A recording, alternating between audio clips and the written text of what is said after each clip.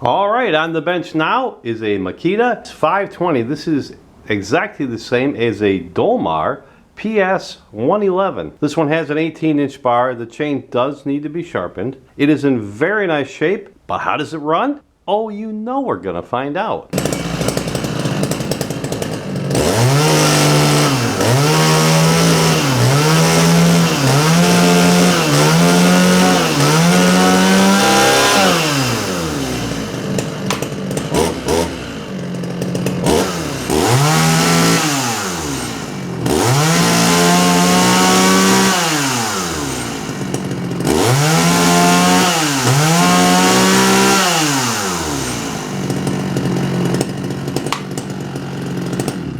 Use the link below to buy this right now in our eBay store at a very affordable price. Don't forget to comment, like, and subscribe, and you'll see us on the next one. Vintage King Motorsports, where quality and price always matters most.